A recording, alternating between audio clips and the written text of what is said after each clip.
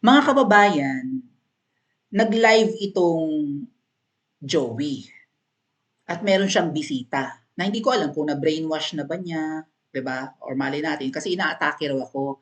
Nag-live 'yan, nag-comment ako, hindi ko nalimutan ko yung comment ko, parang basta may na-imbyar na ako, naalibadbaran ako sa live niya. Boring yan mag-vlog kaya hindi ko pinapanood yan.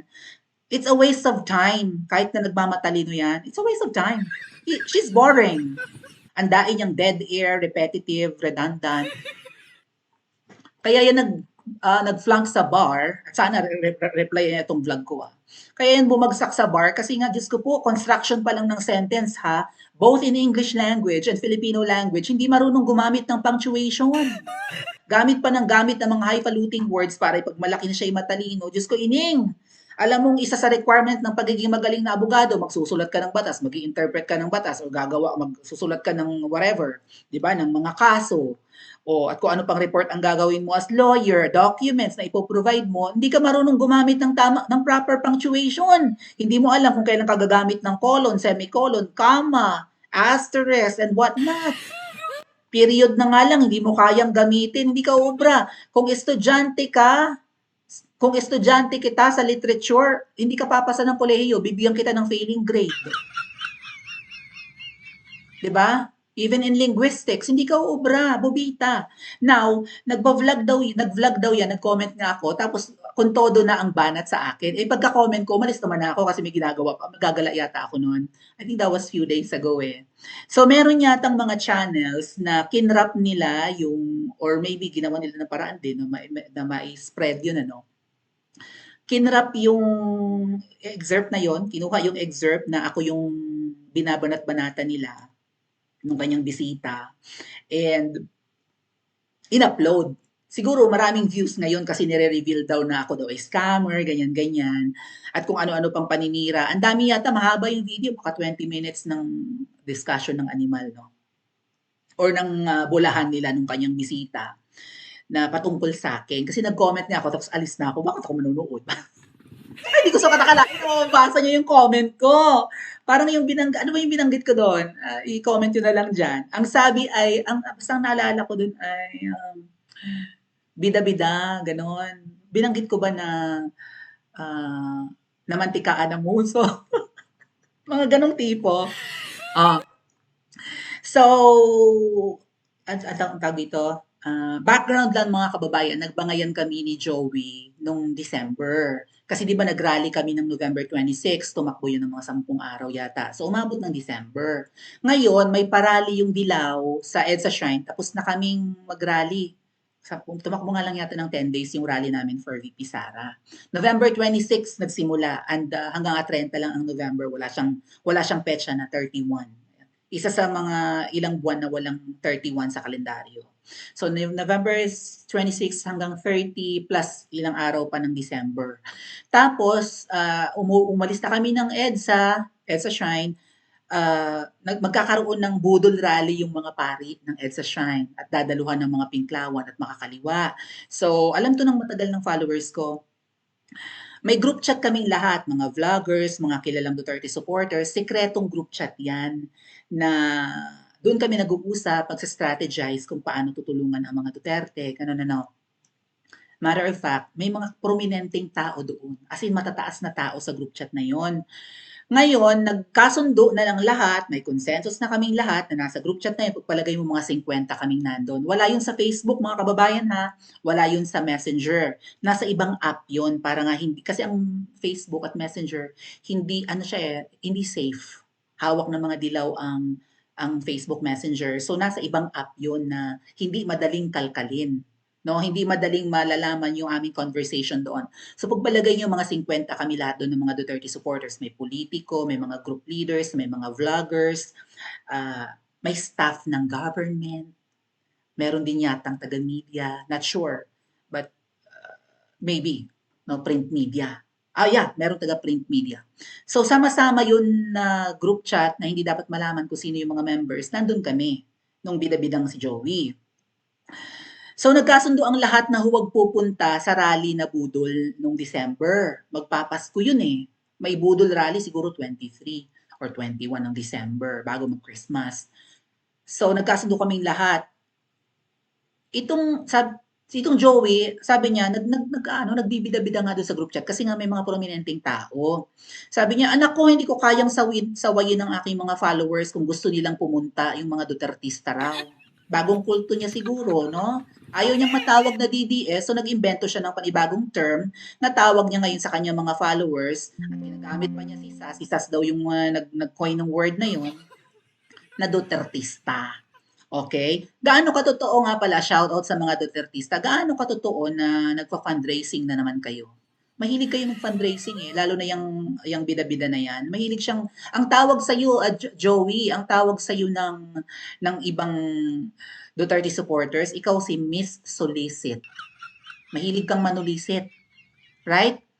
Kapag may isang tao na nagigipit or whatever, nangangailangan ng tulong, active ka sa fundraising, donation drive, mga ganon.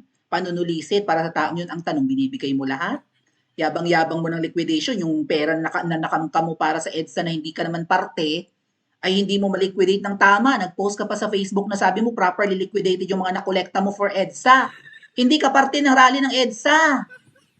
Kaya ka nakakolekta ng para sa EDSA, hindi ako makontak ng mga OFWs at ng mga malalaking grupo na gustong tumulong sa amin sa EDSA. Pagkain, tubig, portalet, tarp, whatever na pangangailangan. May mga gustong tumulong sa amin, hindi ako nagsisin ng message, mga kababayan. Because I was one of the vloggers ng EDSA. Okay? Ilan kami? Baka mga 100 kaming vlog. Daming vloggers na sumama sa amin sa EDSA. May mga vloggers ng TikTok, ng YouTube, ng Facebook. 'Di ba? Ang mga kilala ko mostly mga vloggers lang ng YouTube. So isa ako sa mga vloggers doon, gusto akong kontakin ng mga grupo, ng mga OFWs, actually nag-message sila sa akin. Alam niyo yan, hindi ako madaling mag-reply, iilan lang ang nireplyan ko sa mga OFWs, mostly mga kakilala ko lang. Alright? Kasi alam ko, iniwasan ko rin pati. Dahil alam ko, pag nireplyan ko yun lahat, marami talaga bubuhos ang tulong. Lalo na ng mga OFWs. Kasi kayong mga OFWs, karamihan sa inyo Duterte supporters at nakita niyo yung nangyari sa amin sa EDSA, 'di ba? Hirap kami doon sa sitwasyon, gusto nyong lumaki yung crowd, gusto nyong maulit ang people power, eh gusto nyong tumulong. May mga tumulong din sa amin na nasa Pilipinas. So itong Jollibee, isa sa mga vloggers na wala kasing choice, siya yung kilala ng ibang mga OFW, sa kanya pinadala ang pera. Hindi niya inabot sa amin ang pera. May isa nga nagbigay ng tulong dyan, $500 eh, 30,000. Isang tao pa lang. Pinambili raw niya ng ibang tatarpulin daw niya. Wala kami nakitang malaking tarpaulin out of 30,000 pesos. Oh. Ngayon, yan, ganyan, batikos-batikos, no? Kaya raw ako nakakapag-abroad kasi nakakolekta raw ako ng pera na marami nung EDSA. Kung gugustuhin ko mangolekta, mga kababayan, ako na nagsasabi sa inyo, tinuloy-tuloy ko ang pagla-live doon para marami akong pera. At alam ng marami sa inyo yan, sa 10 araw, pagpalagay na natin, 10 araw yun or lumagpas pa. Sa napakaraming araw na nag-EDSA kami, 2 beses lang ako nag-live ng consistent. First day and second day. So that's November 26th and 27th last year. Nung nakita kong umuulan ang pakulay, mga pakulay nyo, mga super chat nyo, ganyan. At may mga nagsisend rin sa GCash, may mga nagsisend rin ng remittance. Nung nakita kong umuulan ng ganun, sabi ko, wait. Teka. Baka may issue ako dito Tumigil ako ng pagla-live. Huminto ako. Kaya ang mga nanonood sa akin, sa ibang vloggers nanonood, kita nyo kung gaano umuulan ang pakulay sa mga vloggers na nagka-cover ng rally ng EDSA. At tumigil ako ng 3 araw. Okay? Kung mag-vlog man ako, let's say mga 6 day, yung pang-anim na araw namin, 7, ganyan, mag-live ako 1 hour lang. Kasi nga alam kong uulan ng pakulay, uulan ng tulong. Kaya hindi ako masyadong nag-live. Ay ako ang nakatoka sa tatanggap ng mga delivery ng pagkain. Ako yung sumasagot ng tawag ng Grab, namumura ko nga yung Grab eh. Yung Food Panda, gano'n, pinagmumura ko. Kasi mainit ang ulo ko, ang daming tao doon, gagana ako, di ba? O lahok-lahok na, yun yung obligasyon ko. Yung paghawak ng tulong na yan, yung mga padala nyo, hindi na ako humawak niyan. Kapag may pinadala sa akin, dinidiretso yan sa hahawak. kilala ni Miss Maharlika. Again, kilala ni Miss Maharlika kung sino ang humahawak ng tulong ninyo sa EDSA kung sa akin yung pinadaan. Iisa pa lang ako sa mga vloggers na nandun. Yung ibang vloggers, kung hindi man nila ibinigay sa taong inassign, di ba, na humawak ng pera, hindi na namin para tanungin, Bisdak, magkano tanggap mo? Akin na. Sino pa ba yung nandun? Dabawenyo, akin na. O, wala kaming ganoon mga kababayan. Yung mga naunang vloggers, wala nagsisilipan. Itong Joey lang ang naninilip. Isa rin mga kababayan sa mga Dutertista or miyembro ng kulto ni Joey, nagme-message sa EDSA Friday group at kung sino-sino ang pinagme-message. Hinuhuli. Okay? May nagbigay daw ng tulong 1 million sa loob ng Robinsons. Ang tumanggap daw lalaki or mukhang lalaki. Ini-insinuate nila na naka-receive ako ng 1 million sa loob ng Robinsons. Kaya ang hamon ko kay Joey, dahil sinasabi niya may 1.7 million pesos pa yata, nag-iimbento nga ng kwento kasi. Nagtatahi ng kwento, naglulubid ng buhangin. Meron daw 1.7, di maintindihan ako 1.7 million baga or 1 million, pero may nag-abot nga raw ng 1 million, nakalagay pa nga raw yata sa briefcase. May mga grupo silang minessage ng mga bumaba sa EDSA at sinabi sa akin, sabi ko, di maglabas kayo ng CCTV footage. Kadaling humingi yan sa Robinsons. December pa lang pinagbibintangan na nila ako, hanggang ngayon pinagbibintangan nila ako, di ba? Kasi babaliktad daw ako, magmamalapebles daw ako. Ba't hanggang ngayon di pa ako bumabaliktad? Kasi nagbibintangan nila ako, tao raw ako ni Romualdez. Ba't ilan lang kami? Or ba't ako kinuha? Ay limpak-limpak ang pera noon, ba't di siya kumuha ng mas marami pa? Ba't ako lang ang pinagbibintangan? Okay? So, ayun nga, may 1 million daw, gano'n.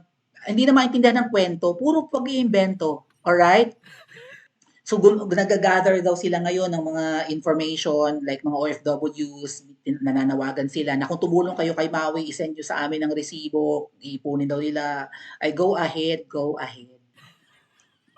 Bigyan ko na kayo ng clue kaagad, ang isa sa malaking tumulong sa EDSA ay taga-Japan. Mag-message na kayo sa taga-Japan. Ang Japan hindi nagpapatalo sa US, mga kababayan. Ang laki ng sweldo ng mga OFWs dyan. Japan ang isa sa tumulong sa amin sa EDSA. Kaya rin ako nakapunta ng Japan. Hindi ko ba igagrabe yun? Sayang din, di ba? Gusto kong matatakan ng marami yung passport ko. But despite that, kung ano-ano mga paninira ang sinasabi nito, no? Kinuha ko daw or tinakas ko raw or yun, winaldas ko nga raw sa pag-abroad ang pera ng EDSA Friday Group. Shout out EDSA Friday Group. Winaldas ko baga ang pera nyo. Or winaldas ko baga yung, hindi po ako ang nakatoka sa pera. Kasi ang trabaho ko, mag-abang ng mga delivery ng pagkain. Alam niya ni Cathy Binag. Dahil si Cathy Binag, ako rin ang tinatawagan. Andyan na ba yung tubig? Andyan na ba yung sasakyan? Andyan na ba yung hopya? Yun ang trabaho ko nung nag-EDSA kami. Iniwasan ko na hawakan yung pera. Comment lang kayo kung di ko man mabasa at is nakikita. Iniwasan ko talagang ma-assign sa pera. Matter of fact, alam niya ng taga-EDSA Friday Group. Sa akin, ina-assign ang handling ng pera. Sabi ko, no. Hindi pwede.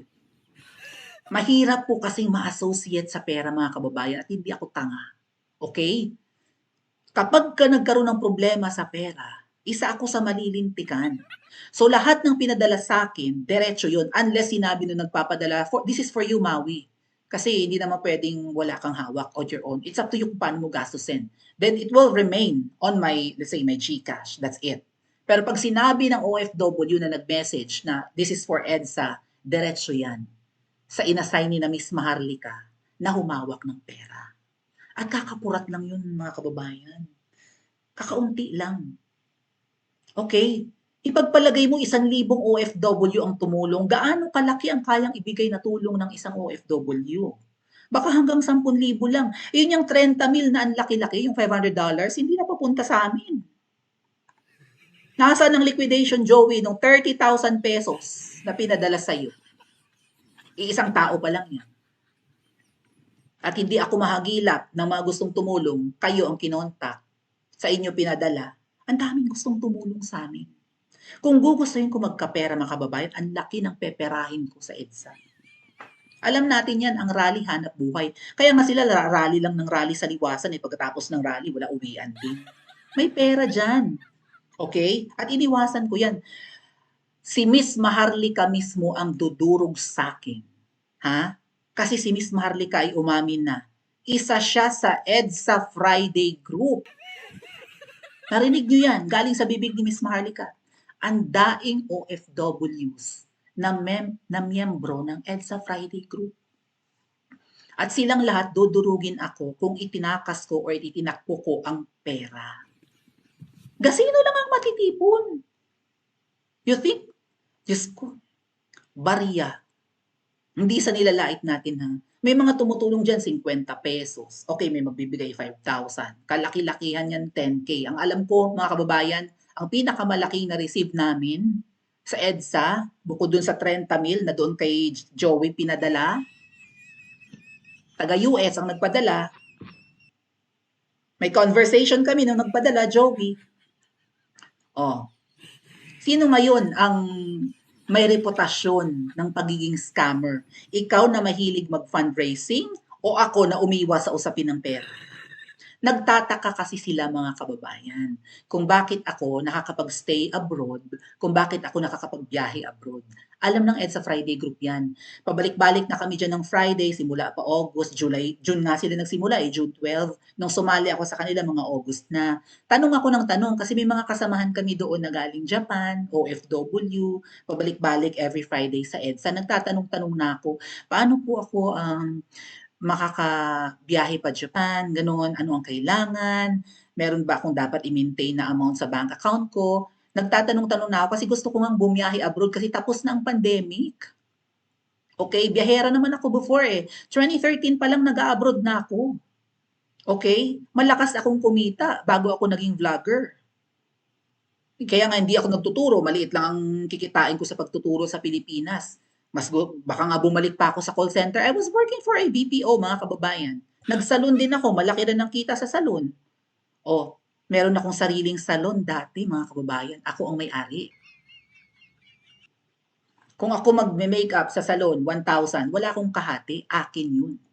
Isang tao pa lang yun, 1,000 pesos for an hour. Kung may 5 akong kliyente sa isang araw, 5,000 yun sa isang araw. Malakas ang kita sa salon. Alam nyo yan. 'Di ba? Kaya lang mataas ang pride ko, ayoko maging taga-kutkot ng kuko, taga-hawak ng buhok, 'di ba? Taga-kudkod ng mukha or whatever. Habang buhay, tatanda ako, mangangatal ang kamay ko, mawawala ang galing ko, pinorso kong mag-aral. Kasi ang leveling, mababa ka, 'di ba? Beautician ka lang or teacher ka, mas pinili ko maging teacher out of pride. Pero kung practicality ang pag-uusapan, mas malaki ang kikitain ko bilang, 'di ba, salon owner. So, ano sinasabi ni Joey na patay gutom ako? Kasi nakilala niya ako in Hong Kong na nilibre lang ng kanyang manager. Yung pala, hindi naman yung manager niya ang nanlibre sa akin. Grabe ang aliluya ko doon. Yung pala, si Miss Maharlika pala ang sumagot ng trip ko sa Hong Kong.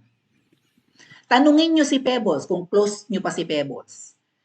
Si Pebbles bumili ng tubig bago kami sumakay ng aeroplano pa Hong Kong. Wala siyang dalang cash. Tanungin niyo kung gaano kakapal ang laman ng wallet ko nung kumuha ako ng cash para bumili siya ng tubig. Ang tubig sa airport, magkano lang? 20? 40? Humugot ako sa wallet ko, binigay ko kay Pebbles, hindi na ako humingi ng sukli. Kita ni Pebbles kung gaano kataba ang wallet ko. Okay? Yung trip to Davao, kinukulit nila ako. Sabi ko, ayaw kong sumama, wala akong pera. Sabi ko lang. O, hindi may manlilibre na sa atin, ganun, ano. No, kinukulit nila ako. Kasi naubusan na ako noon, kagagaling namin ng Hong Kong ng July 8, July 7. And then August ang trip to Davao. So ubos ang pera ko in Hong Kong kasi I stayed there for like 8 days. Sila 2 nights lang 8 days ako, no? So nag-extend ako, nagbayad ako ng panibago for my hotel booking kasi ang binayad lang sa amin is for 2 nights, 'di ba? O nagbayad ako ng succeeding days ng pang-stay ko ng Hong Kong kasi sa Hong Kong na rin lang ako, magmamadali pa ba ako? Eh gustong-gusto ko ang Hong Kong. Okay? First love ko ang Hong Kong, mga kababayan. Shout out sa Hong Kong.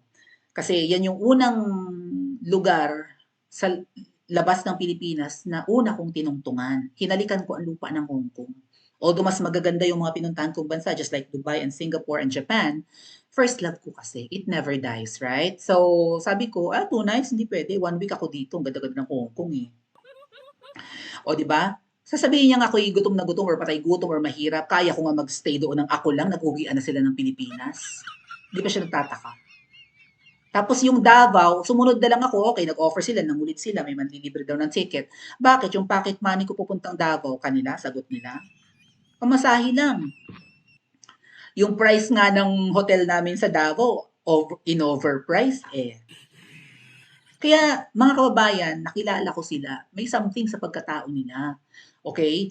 Kasi kita mo yon, yung presyo ng hotel namin sa Davao ang mura lang, tapos ilang araw lang kami doon. Pero ang laki nung siningil nung, huwag ko nang sabihin. May mga something talaga yung pagkatao nila. Kasi akala ko may sumasagot, akala ko may yung sumagot ng aming gastusin sa Davao ay yung taong yun. Yung pala yung taong yun ay may tinatawagan pa para magpadala ng panggastos namin. Budol. Okay? May iba pang taong nagpa-finance. At ang laki nung hiningi. Sabihin na natin halimbawa kung ang hotel namin ay 3,000 a night or 4,000, tapos ilan kaming rooms, 3. Tapos naka 3 days kami sa Davao. Pero ang tinawagan para bayaran yung hotel namin ay umabot ng 200K. You think umabot ng 200K ang bill namin sa hotel? Anyway, so much for that. Isa pa sa paninira mga kababayan, nito, I think yung bida-bida na yan at yung kanyang bisita ay ipinahamak ko raw si VP Sara. Bakit daw, parang kaya kinasuhan si VP Sara ngayon ng lower house, ng NBI, ay kasalanan ko raw. Kung di raw ako nagtanong kay VP Sara, hindi ko pa sana ipapahamak. Makapag-twist na lang talaga ng paninira sa akin. Okay. Again po ha, kung meron silang mga sinasabing nakolekta kong perang pagkalaki-laki,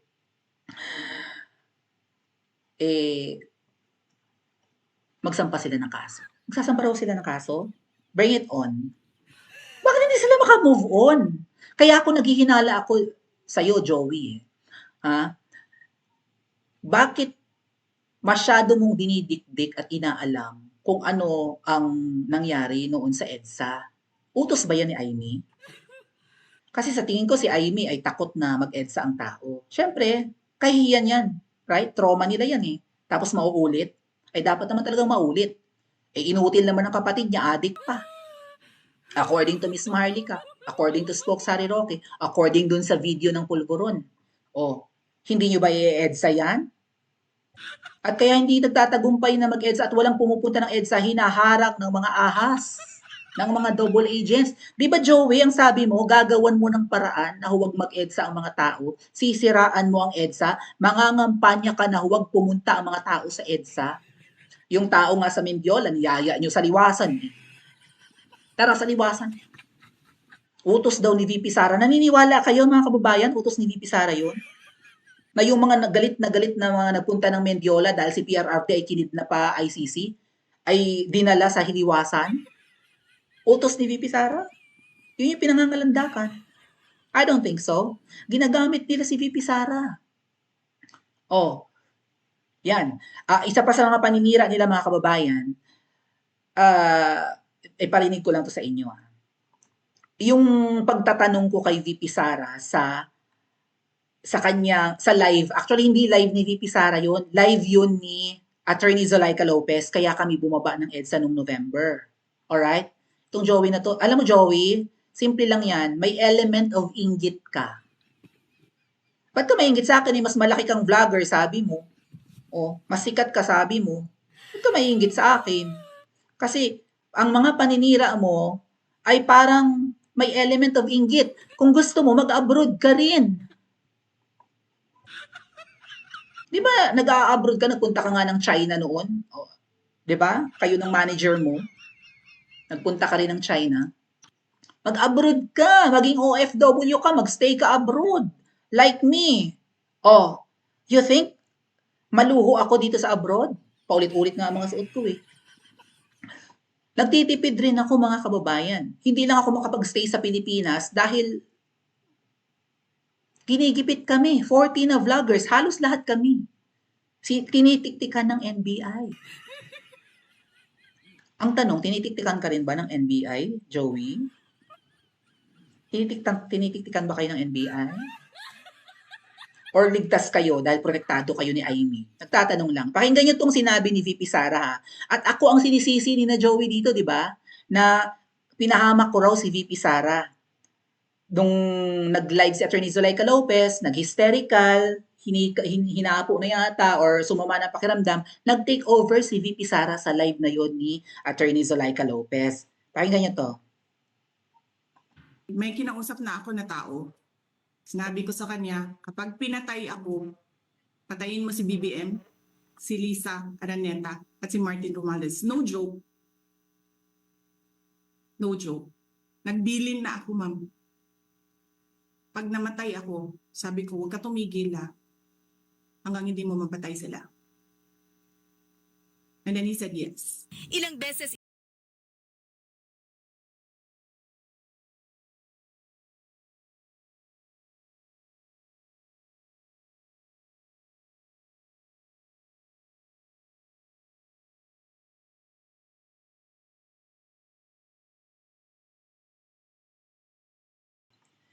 Mga kababayan, ang kausap ni VP Sara dyan ay ako.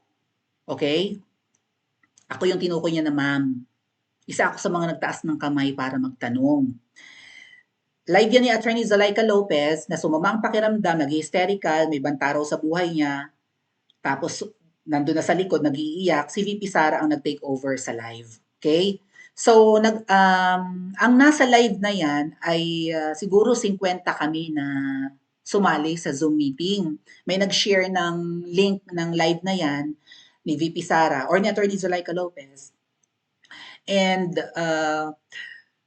pasok kami, syempre pagkakataon na namin kasi nakita namin si VP, hating gabi na to eh, nakita namin si VP Sara na yung nagla-live, ng takeover. So pasok kami doon sa sinend na link, ilan kami, siguro mga 50, no? Kasi nandun ang media, ABS-CBN, GMA, News 5, mga taga-media, print media, nandun din, radio, tapos mga vloggers nandun. So ang sabi sa amin, kung gusto namin makausap si VP Sara, magtaas kami ng kamay. Nagtaas ako ng kamay, nasa waiting list ako. And luckily, isa ako si Miss Marlica nandun din, nagtanong din kay VP Sara.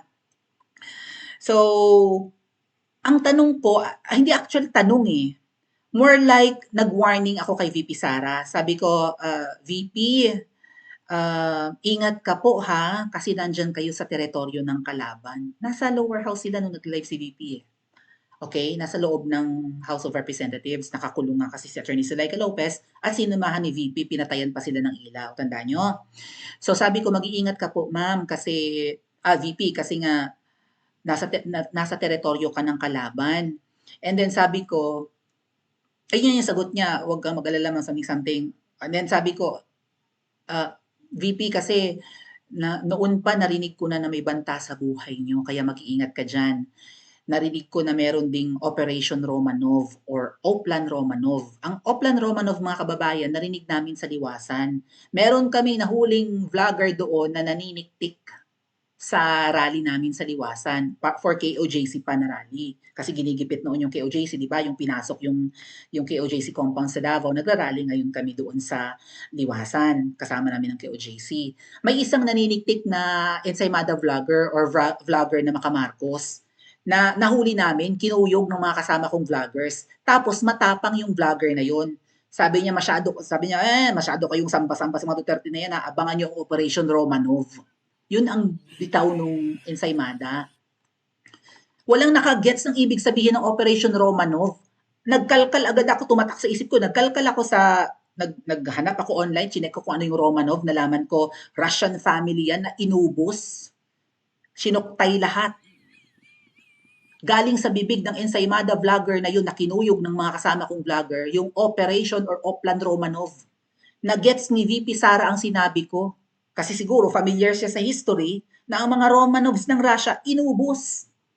Ang sabi ni VP Sara, hindi lang makakalawang beses niyang narinig yan na may banta sa kanilang pamilya, pangatlong beses na niyang narinig.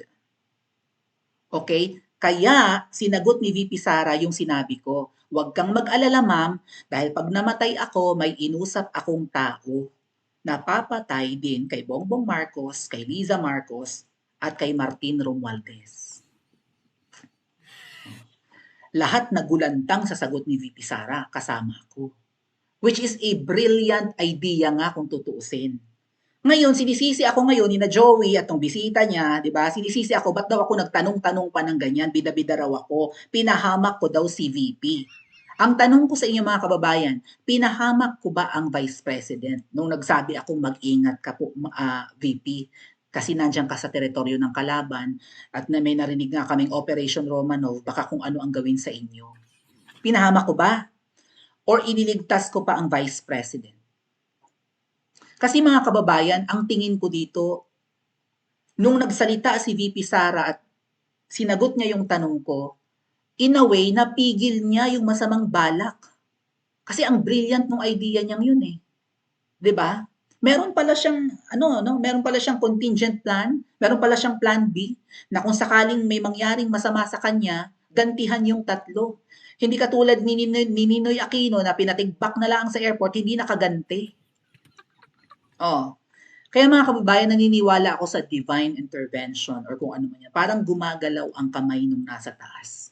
Of all the people na sumali sa live ni Attorney Zulaika Lopez, biro nyo, mga kilalang media ang nandun sa Zoom meeting na yun. Isa pa ako sa na-pick up para, di ba, makausap ang Vice President. Hindi ako kilala ni VP. Ma'am nga lang ang tawag niya eh. Princess, may tanong ka pa? Galit pa nga si VP Sara nung simula. Kung napanood nyo, Princess, may tanong ka pa? Ginawa ngang meme yan. Tawa ng tawa yung taga-EDSA Friday group shoutout. Ginawang meme kasi nga, ay, ganyan po ba ang nagtatanong? Hindi po ganyan nagtatanong, ma'am. May naging meme yun. Okay? Parang sa call center. Ginawan pa ng meme. Hindi ako kilala ni VP Sara. For sure, hindi alam ni VP Sara na ako ang nagtanong sa kanya nito. I don't know. May oras ba siya para alamin kung sino yung nagtanong na yun sa kanya? Kasi ang mga kababayan, ito pa yung nakakapagtaka. Naniniwala talaga ako sa divine intervention, ano? Bukas ang camera ko nung gabing yun. Naka-open ang camera ko, kita nga ng mga kasama namin sa Zoom meeting ko, ano pinagagagawa ko, ay kakakain, di ba? I think pumunta pa ako ng kusina, kung ano pinagagawa. Nakabuhay ang camera ko, nakaganyan, naka-turn on. Pero nung kakausapin ako ni VP Sara, somehow, dumilim yung camera ko. Gustong-gusto kong makita, mga kababayan. Kaya nga ako nagtaas ng kamay para makapagtanong. Gusto kong magbida-bida eh. O sige, bida-bida. Gusto kong makita sa live TV. Ang daing nanonood ng live na yun ni Attorney Zulaika Lopez. Kasi pinatayan sila ng ilaw, wala tayong update kung ano nangyayari doon. Mabuti, may battery pa siguro yung kanilang cellphone at laptop nakapag-live. So ang daing nanonood kung ano ang mangyayari sa loob. Gusto kong makita, hindi ako nakita. Si VP Sara lang ang nakikita at nung nagsasalita nga ako, ang lumalabas sa screen, pangalan ko lang Princess Maui. Princess Maui. Hindi nakita ang mukha ko. So maybe it happened for a reason. Hindi ko tinatakpan ng camera ko, gusto kong makita. Mga kababayan, kung ano man yung masamang pinlano ng tatlo, or kahit ng dalawa, si Romualdez at saka si Liza, kung ano man ang maitim na balak nila kay VP Sara, hindi nila magawa-gawa. Bakit? Sa oras na may masamang mangyari kay VP Sara, lalo ngayon nag-iikot siya sa kung saan-saang probinsya at dinudurog niya yung mga kongresista, pag nabangbang si VP Sara, or kahit na-aksidente lang yung kanyang sinasakyang, di ba, motor, hindi na motor yan, sabihin natin van, or any kotse, or kahit mag-helicopter yan or mag-aeroplano, sa oras na may masamang mangyari kay VP Sara, kahit aksidente pa yan, malay natin, di ba, kinalikot ang preno ng sasakyan para maaksidente. May gaganti for her. Kaya hindi siya mapatay-patay ngayon ng kalaban. Nakulam na nga eh. May saksak na nga sa liig. Bukod sa kinukulam si VP Sara, may sugat na sa liig. At hindi yun operation ng thyroid.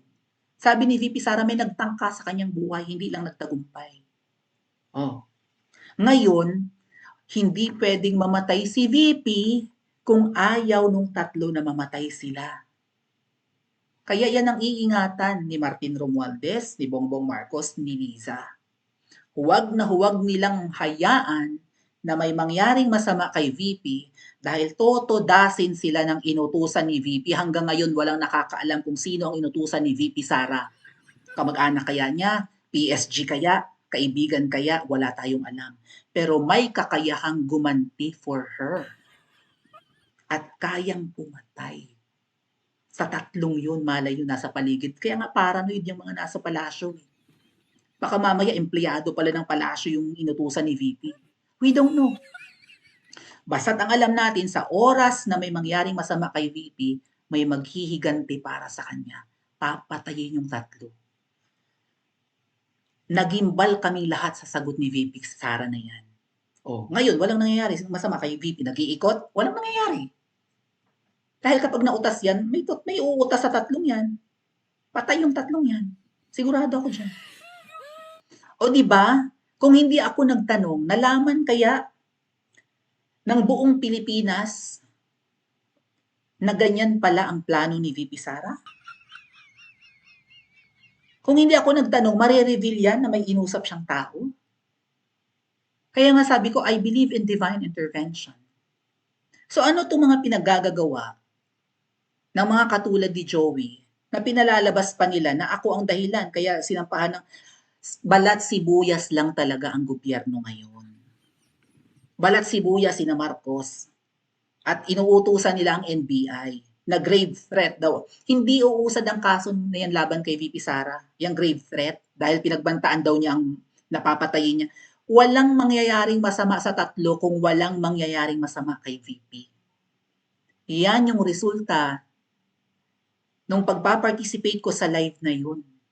Kung hindi ako nagsalita doon at hindi ko nakausap si VP, you think mare-reveal yung plano niyang yan? Marami pa sigurong plano si VP Sara. And it will take just a single question para malabas yan kung kailangan niyang i-reveal. O nung na-reveal yan, di natakot na ngayon yung tatlo malamang kung ano man ang maitim nilang balak. Marami na silang ginawa sa Vice President, kulang, saksak sa liig. Diba? Buhay pa rin ang Vice President. And maybe inadya ng panahon na matanong ko yun. Pero ang interpretasyon ng mga sinasabi ninyo, nakakampi natin at mga nagmamayabang na mga totoong Duterte supporter sila, ang interpretasyon nila sa nangyaring yun ay nakasira pa ako. Kaya ang tanong ko sa inyo mga kababayan, nakatulong ba ako sa Vice President or nakasira pa ako sa kanya? Pa-comment niya po sa comment section at mag-like and subscribe din po kayo.